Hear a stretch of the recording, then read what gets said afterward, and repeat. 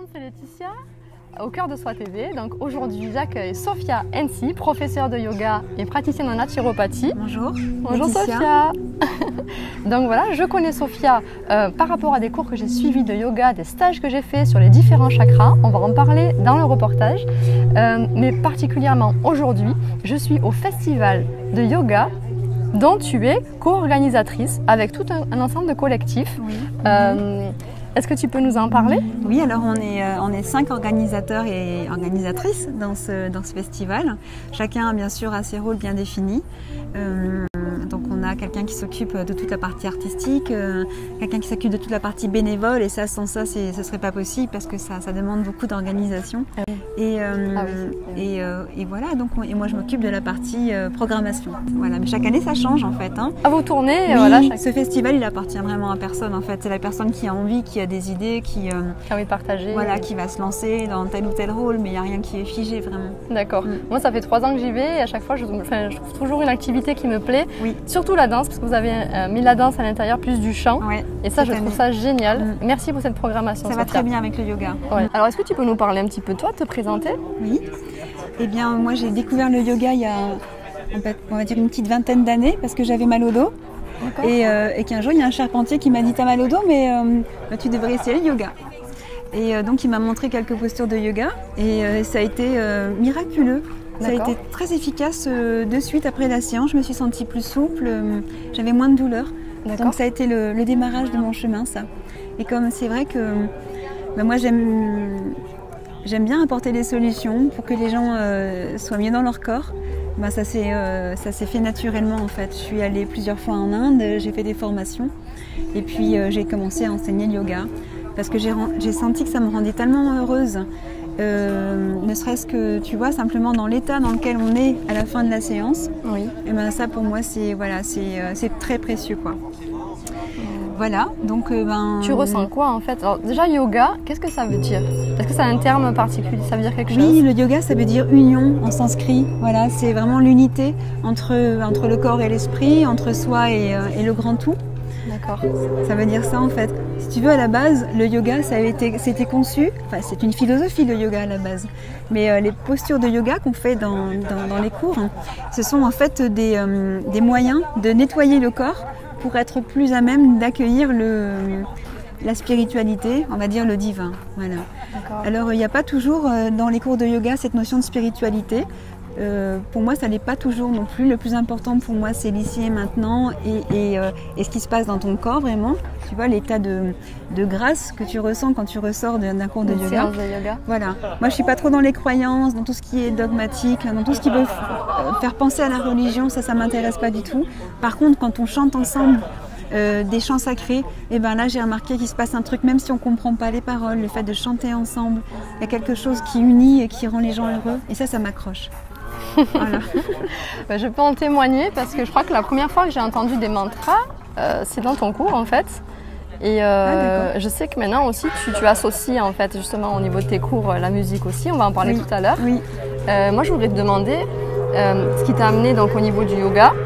D'accord, c'est par rapport à des problèmes physiques. À la base, oui. À la base, oui.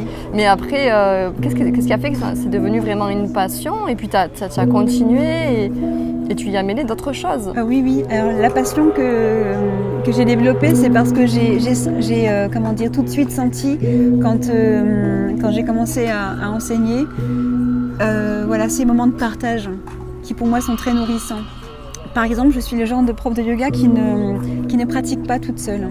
Je pratique jamais le yoga toute seule. Pour moi, le yoga, ça se pratique en groupe. D'accord. Ça, c'est moi. Je sais qu'il y a des professeurs, ils vont m'entendre, ils vont se dire elle est folle celle-là.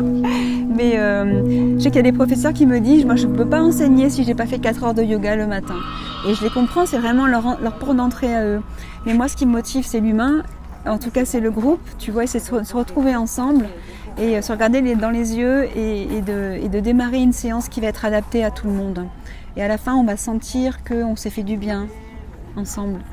Cette notion d'unité, pour moi, elle est super importante. Elle est même fondamentale, en fait. D'accord. Voilà. Et faut-il en fait être souple, être quelqu'un de gymnaste non. Justement, on n'a pas besoin de ça pour faire du yoga. Non, moi je suis ni souple ni gymnaste en fait. Et le yoga, je pense qu'il est adaptable à tous. Et dans les cours que je propose en tout cas, chacun peut y trouver quelque chose. Et l'idée, c'est que chaque prof de yoga puisse justement s'adapter aux élèves. Tu vois, c'est pas que l'élève s'adapte au cours, c'est plutôt que le prof sache apporter des solutions, des modifications aux élèves. Et il y a plusieurs sortes de yoga. Je sais qu'il y en a apparemment pas mal. Ce sont des disciplines différentes. Oui. Donc toi, tu pratiques lequel et pourquoi ce choix? Alors moi, j'ai démarré avec un yoga qui est assez dynamique, qui s'appelle l'Ashtanga Yoga. D'accord. Qui est un yoga de séquence, qui est quand même un yoga très carré. Parce que j'avais besoin de cette rigueur-là, je pense. D'accord. J'avais besoin de cette structure-là. Et au fil du temps, en fait, au fil de ma pratique, je l'ai adapté à quelque chose un peu plus doux, un peu plus tranquille, on va dire. Et puis surtout moins protocolaire, parce que l'Ashtanga, ce sont des séries qu'on déroule en fait, et c'est toujours les mêmes séries. Ah oui. Voilà. Et ça, pour moi, c'était un peu ennuyeux. Donc du coup, j'ai pris des postures que j'aimais beaucoup dans ces séries-là et je les ai utilisées à ta façon. À ma façon un peu. Avec tes couleurs. Avec mes couleurs. Avec tes couleurs. Ouais, c'est ça. Et concrètement, donc au niveau du corps, au niveau du bienfait qu'apporte le yoga, comment tu le ressens dans ton corps en fait? Je sais pas, ça ouvre ici. On a tout de suite, on a envie de sourire, on se sent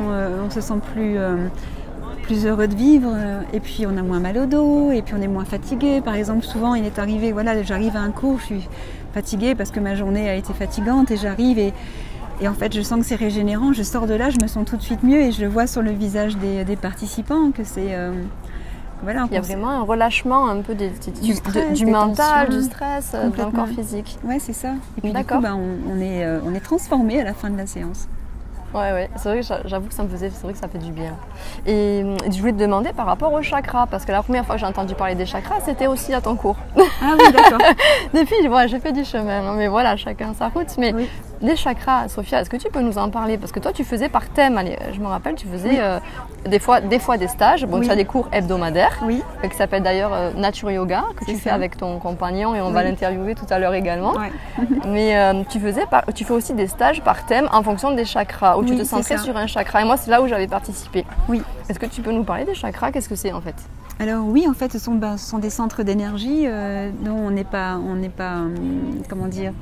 on n'est pas coupé puisqu'on en a 7, suivant en tout cas la tradition indienne. On a 7 chakras qui nous apportent leur lot de qualité, de talent et d'énergie particulière. Par exemple, le premier chakra, c'est le chakra qui nous permet d'être ancré d'être vraiment stable.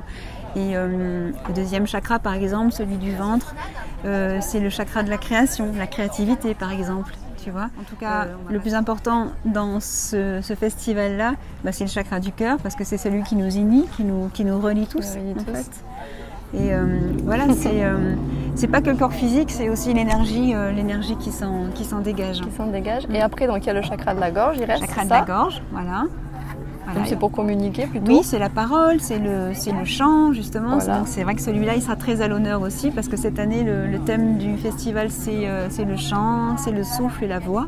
Donc il y a beaucoup de professeurs cette année là qui vont apporter justement du chant, qui vont faire chanter leurs élèves.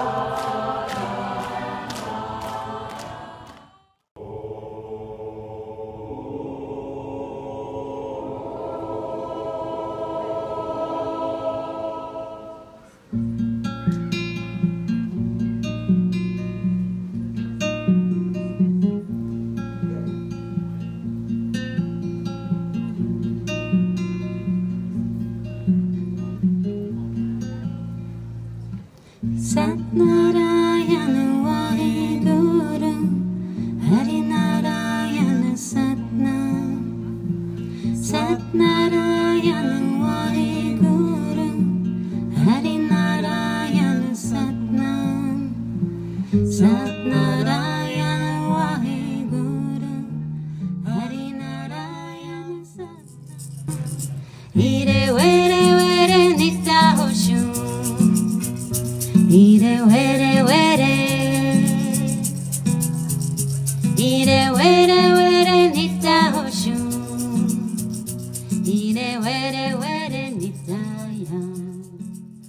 Oui, en fait, c'est une forme d'expression et du coup, dans le yoga, il y a des postures aussi qui libèrent. En fait, chaque posture peut libérer l'énergie en fait, qui circule dans le corps. Oui, c'est ça. Donc en fait, pour revenir en fait, à ces stages où on va dire, explorer les chakras, effectivement, pendant plusieurs heures, on va parler de ce chakra et on va rentrer profondément dans le ressenti de ce chakra et dans tout ce qu'il nous apporte comme, comme qualité. Ah oui, d'accord. Comme couleur, bah, oui. comme vibration, comme tout ce que tu... comme ressources, parce qu'en fait, si vraiment on les comprend, eh bien on peut améliorer sa vie parce qu'on peut retrouver une ressource. Par exemple, tu as le premier chakra, par exemple. Si on s'en occupe pas bien, on est toujours fatigué, tu vois. Et de faire des postures d'ancrage, ça nous permet de ne pas avoir de fuite d'énergie. Par exemple. Ah oui, tout à fait. D'accord. Voilà. Et donc, l'intérêt, c'est que l'énergie circule bien dans tous les chakras. Voilà, c'est ça l'idée. C'est ça l'idée. Et après, il nous reste celui-là, je crois. Alors celui-là, c'est Ajna, c'est le troisième œil, c'est celui du discernement, des visions, des projections, de la clairvoyance. Ah oui, voilà, c'est ça. Il est intéressant aussi. Il est intéressant celui-là. Ils sont tous, ils sont tous essentiels. Ils apportent tous quelque chose. Et il y a un dernier, tu dis le 7e, c'est celui là-dessus. Comment ça s'appelle déjà? C'est Sahasrara. C'est le 7e chakra, le chakra de la couronne. Qui nous connecte à quelque chose de peut-être plus spirituel. Mais bon, ça après, c'est chacun nation. Et puis toi, ça fait combien de temps que tu t'occupes de ce festival? Tu peux nous en parler un petit peu? C'est la 4e année que je suis dans ce collectif-là. Alors on est quelques personnes à s'en occuper, parce que ça me... Voilà, ce ne serait pas possible de le créer seul, ce festival, parce que c'est vraiment une association de différents talents, en fait.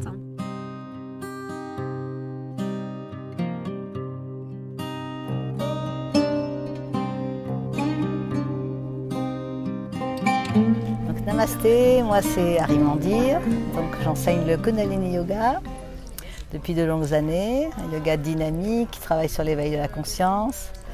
Et puis j'enseigne aussi le yoga des hormones pour les hommes et pour les femmes qui va, lui, nous permettre de rebooster notre système hormonal, voilà, qui fait défaillance à partir d'un certain âge chez les femmes et d'un autre chez les hommes. Et donc une série spécifique a été mise en place par une dame qui s'appelle Dina Rodriguez et j'ai été formée par elle pour pouvoir transmettre aux hommes et aux femmes cette belle série. Voilà.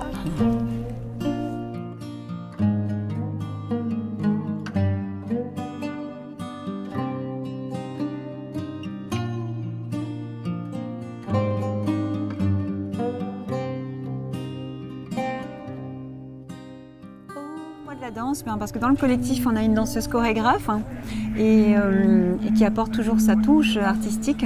Et sa fille aussi, qui est aussi cette année dans l'organisation, est aussi danseuse et chorégraphe. Elle fait la danse indienne. Danse, pourquoi?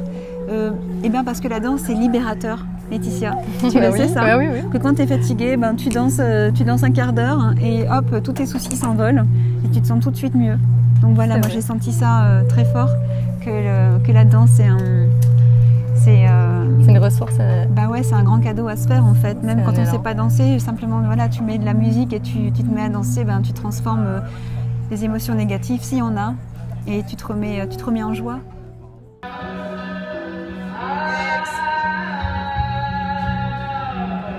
Étendez le visage, demain, lâchez vos coudes, lâchez vos épaules et restez ancrés dans le sol avec vos pieds. Je cherche le ciel et je reste ancré dans le sol avec mon bassin, mes pieds, ma cage et ma tête vers le ciel.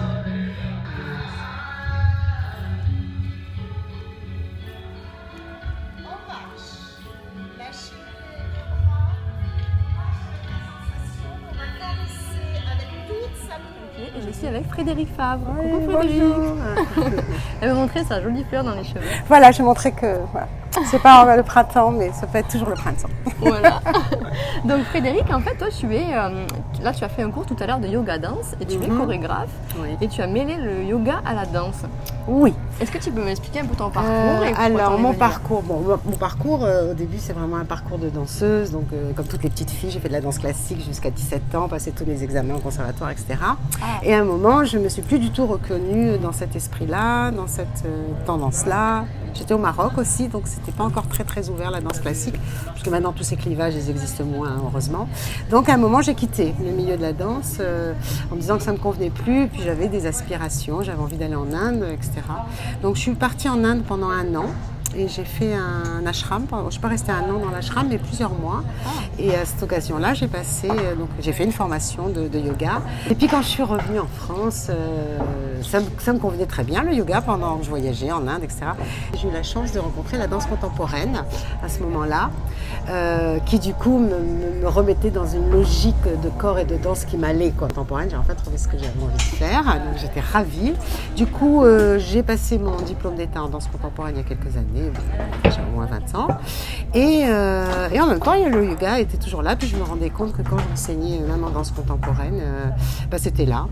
Donc à un moment, je me suis dit, assumons vraiment. Moi, j'adore les croisements, hein. J'ai une compagnie, et je fais du croisement danse-écriture, danse indienne, danse contemporaine, danse et musique. Enfin voilà, ça me plaît beaucoup de croiser les choses, que j'aime bien quand les murs tombent. Voilà. Quel est le nom de ta compagnie? Et voilà, la compagnie Témoin. T''MOI, comme les mois. Voilà. Et donc tu mélanges la danse et le yoga. Donc je mélange danse et yoga. Deux passions que j'ai mis ensemble. Qui a un but particulier, juste se faire plaisir, oui. Se laisser traverser. Ouais, pour moi c'est partager, donner, et inventer des espaces imaginaires. J'ai toujours envie que la danse elle raconte d'une autre façon voilà, tout ce qui se passe dans ce monde. De joyeux et de pas joyeux. Et de moins joyeux. Voilà, ouais. Est-ce que tu as envie de transmettre quelque chose par rapport au festival? Alors, parce que je sais que tu t'es investie toi aussi. Oui, moi je suis partie du collectif depuis le début, donc c'est notre 4e édition. Et j'avais envie d'emmener la petite touche artistique. Donc on a emmené petit à petit les spectacles de danse, les concerts. Et puis maintenant voilà, il y a Sargam qui a rejoint l'équipe puisque c'est le compagnon de Sophia. Et qui du coup on partage avec lui aussi cette identité-là. Et cette année on avait vraiment envie que ce soit un festival autour de la voix, de la respiration, de la musique et tout. Et voilà. Du chant. Et du chant, et de la danse hier, puisqu'on a présenté un spectacle de danse aussi autour de la danse indienne. Donc, voilà.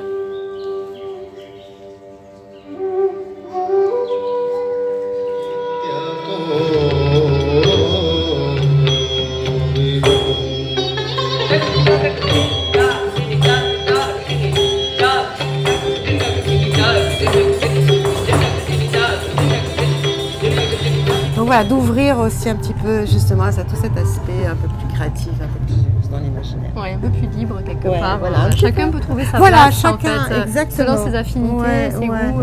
Et à ce niveau-là, je trouve qu'on est une chouette équipe parce qu'on est très différents tous les uns des autres, ce qui ne fait pas toujours des facilités, mais en même temps c'est super parce que chacun emmène une touche différente, une palette différente. Et on s'entend très bien, c'est super, carrément. Merci Frédéric. Merci à toi, ravi de... Vive le festival de yoga. Vive le festival de yoga, bienvenue. De toute façon, j'espère qu'il aura longue vie et tout ça. Merci. Voilà. Qu'est-ce qui m'anime à nous? C'est la passion du yoga. C'est le partage. Et le partage. Plus que la passion du yoga, c'est le partage en fait. Et que voilà, tu vois, quand je vois tous ces visages heureux, quand je vois tous ces gens qui se rencontrent, quand je vois que tous les amis sont là, à apporter leur talent, à apporter leur bienveillance et voilà, tout ce qu'on a ensemble. Enfin, tu vois, pour moi, ce festival, c'est une fête d'union. Voilà. Alors voilà, Sargam nous a rejoint. C'est le compagnon de Sophia et il collabore avec elle, ils travaillent ensemble. D'ailleurs, vous avez créé, enfin, Sophia l'avait déjà créé Nature et Yoga, où vous l'avez fait ensemble. Non, elle avait déjà créé. Elle avait déjà créé. Oui. Et toi, en fait, maintenant, tu interviens et tu apportes une autre, comment dire ça, une autre dimension avec de la musique. Oui. Donc tu es musicien. Depuis longtemps, oui. Oui, c'est ça. Je suis musicien.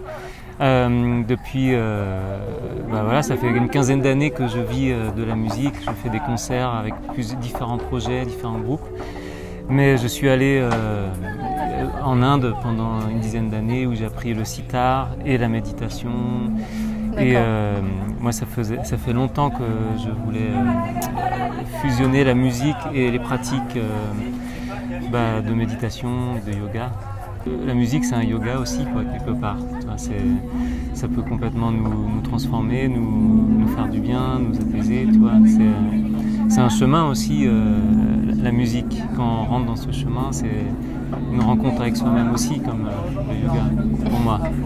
D'accord. Donc du coup, voilà, puis je joue des instruments voilà, comme le sitar indien, le oud, qui est un instrument arabe que je trouve très sensible, la guitare. Et depuis pas mal d'années, en fait, je compose et je crée des musiques pour essayer de retrouver un peu cette source qu'on trouve dans le yoga. Enfin, D'accord. J'essaie de mettre cette énergie-là dans ma musique. Et avec Sophia, depuis 2 ans et demi, on crée des ateliers, des pratiques où il y a du coup le yoga et la musique, ou aussi des fois des techniques de tantra, de méditation, parce qu'on a chacun un parcours différent. Et nos 2 parcours du coup s'additionnent et sont complémentaires. Voilà, ils sont complémentaires. Moi, voilà, il y a des choses qu'elle connaissait, je connaissais pas, et vice versa. Et puis voilà, avec le plus de la musique. Et Sophia a toujours chanté dans ses cours de yoga. Oui, exact. Avant que j'arrive. J'aime beaucoup, oui, sa voix. Elle a toujours chanté, elle a une voix très douce. Oui. Et puis depuis que je suis là, du coup maintenant elle accompagne avec mes instruments. Et puis on travaille ensemble, la musique. On va jouer demain avec Sophia dans un atelier où moi je vais faire la musique live pendant tout l'atelier. Il y aura une phase de relaxation, une phase de yoga. D'accord. Avec mon sitar, le oud, le bouzouki, tous mes instruments, des bols tibétains.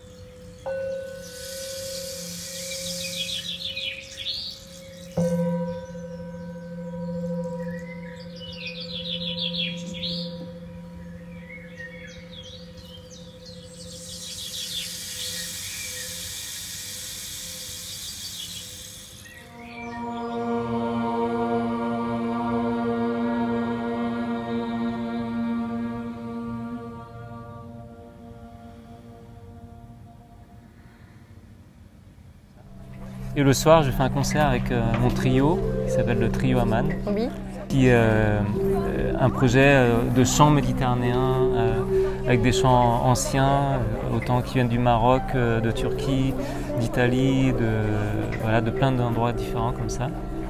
Et avec Mathias aux percussions, des percussions perses. Et voilà, c'est un trio, donc c'est une musique très raffinée. Alors je ne connais pas du tout, je pense que vous avez aussi des vidéos sur YouTube et puis moi je vais sûrement l'écouter. Et merci beaucoup Sargam. Voilà, bien l'interview se termine. Merci Sophia, merci Sargam, vive le festival de yoga et namasté. Namasté. Un mantra qui nous permet de nous libérer de la peur de la mort, qui nous permet de ne pas nous relier à notre personnalité mortelle, mais de se relier en fait à notre âme, simplement à notre nature divine.